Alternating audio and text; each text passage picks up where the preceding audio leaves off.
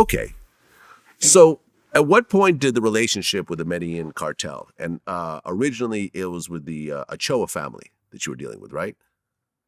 I didn't do the first load with the Ochoas. I did the first load. Would you let me tell you how that come about? I think it's pretty interesting. Let's go. I was down there, and I got ripped off a load of pot. And so while I was hunting it, the fellow said, "Listen, let me introduce you to somebody where you can make some real money." So we flew from Bogota to Medellin, and we went to an apartment at the top of a beautiful place. And they had a fellow there looked like somewhat like Winston Churchill with his cigar and his liquor and his cocaine. And he said, that you got an airplane you'll fly? Cocaine? Yeah. He said, well, he paid $5,000 a kilo, and he had as much as I could ever possibly. His name was Fernando Correa. But he was an alcoholic, and he was pretty much drunk. And while I was there, a woman came in with a rabbit fur coat and boots and high cheekbones. And so he asked her what she was doing. She kissed him on all cheeks. She didn't pay us any attention. And he introduced her as Sonia de Attila from Bolivia. She was a cocaine queen down there.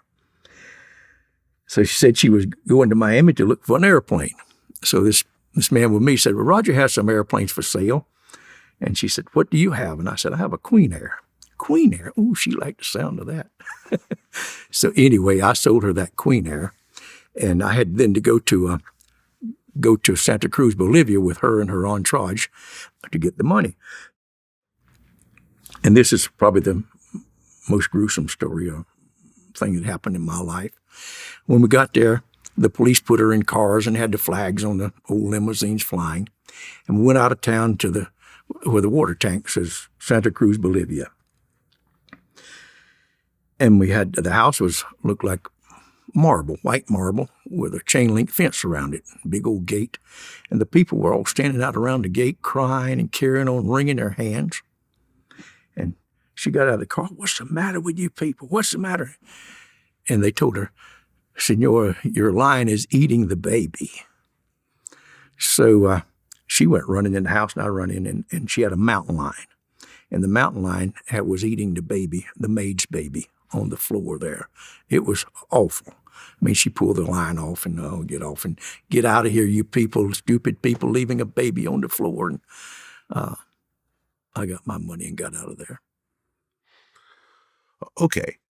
But eventually you did start working with the Ochoa family. Oh, yes. Well, I did one load with these people, and the fellow I give it to got shot in the stomach. It was 2 or 3 months getting the money, and it was a mess. So I went back down there.